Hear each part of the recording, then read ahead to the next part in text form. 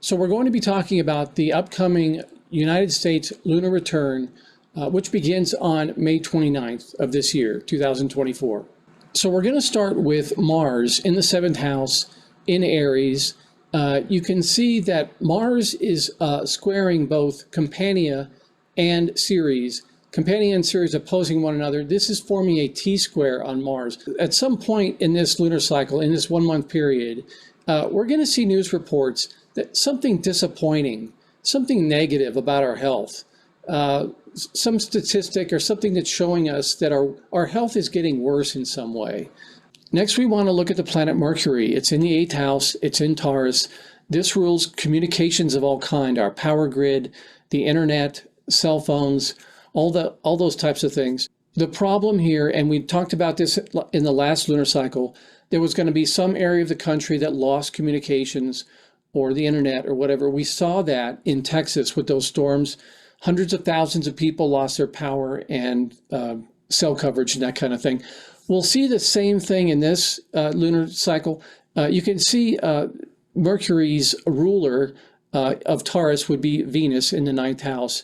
And Venus is making a difficult aspect to Uranus in the 8th house. This is really bad, really tough. And then also Venus is getting a semi-square from the planet Mars in the 7th house. Both of these are tough and difficult.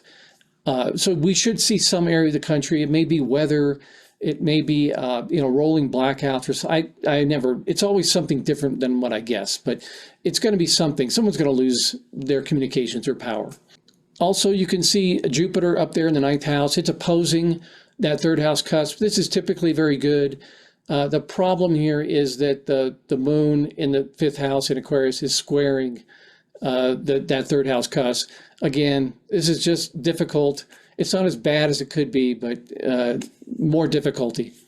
Next, we're going to talk about the moon. The moon is probably the most important planet in a return chart for the United States chart.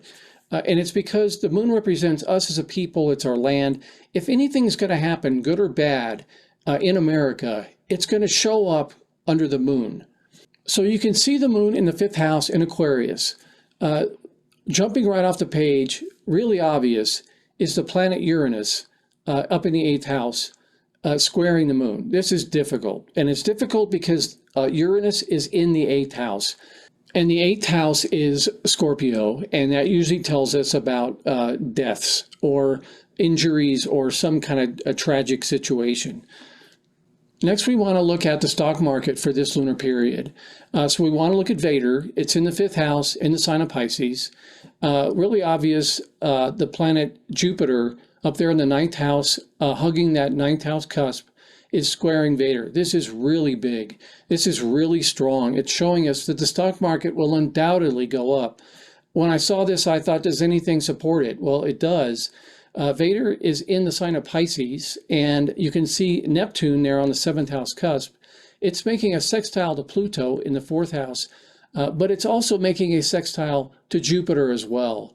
And Jupiter is really strong because it's on its own cusp. So we should see the stock market do really well during this lunar cycle. Next, we want to look at politics in America, and that's going to be Jupiter in the 9th house. You can see it there on the 9th house cusp in the sign of Gemini. Jupiter really doesn't like being in the sign of Gemini. It tends to make things more narrow-minded. The issues sort of funnel down into things that aren't really that important.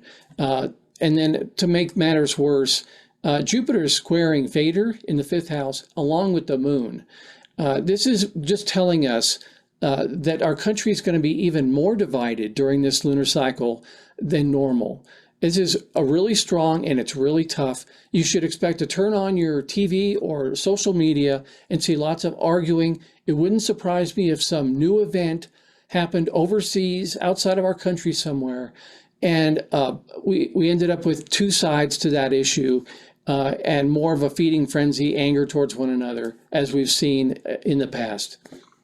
And then to make matters worse, because Jupiter is in the sign of Gemini, we're going to want to look at the planet Mercury.